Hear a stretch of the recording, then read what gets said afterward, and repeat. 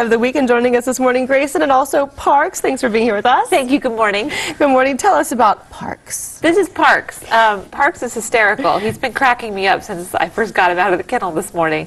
He's about 10 years old. He's a Cairn Terrier mix, neutered male.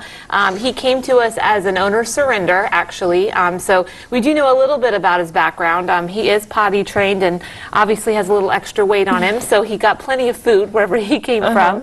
But very lovable little guy, and is really going to make a nice pet for somebody. So definitely well cared for over the 10 years, but I'm sure the transition from a home for 10 years to the kennel is not an easy transition. I'm sure it's not. It can definitely be stressful for them. So, you know, the sooner that he gets into a new home, the better. But he's obviously well acquainted with people. We got on. He was real frisky when we took him out this morning, and he was leaping around the grass and excited to be out, and went through a little walk this morning, jumped right in the car. So he's going to fit right into somebody's new family. So a good personality. How does he do with other cats and dogs? Other dogs, he seems to be fine. No issues there. I don't think we know about cats, but we can always educate people on how best to introduce them. Okay, and obviously sheds some, so tell us about the grooming care for him. He's quite a woolly little guy. I will say, I mean, daily brushing is always fantastic for them, but if you go to a good groomer, they'll get a lot of that undercoat out, which does help with some of that shedding. Okay, because of course, yeah, you can see it all over the place, but not your fault, right? No, they can get a little bit stressed out, just a little bit, and they'll shed a little bit more when that happens, so sometimes with coming on TV, they're a little anxious. Absolutely, and speaking of stress, of course, Halloween is this Thursday,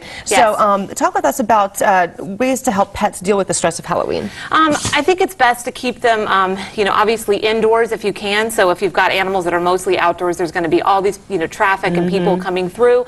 So I think best to just keep them inside, keep them with you, and maybe even put them in a room with the TV on low so that they're not set off every time the doorbell goes off, and those sorts of things would be helpful. Because I know mine do. Oh my gosh, every time the doorbell goes off, exactly. the barking starts. And of course, but you know, they see the costumes too, and that can kind of be spooky for them. Yep, exactly. So if you want to take home Parks, how much does Parks to take home? Parks is going to be $25, his adoption fee, because he is 10. He already came to us neutered. He is heartworm negative.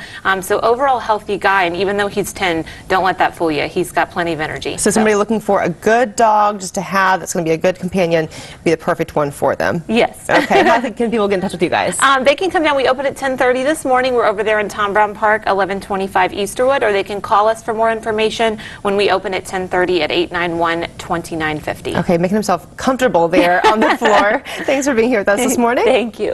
Let's talk over now.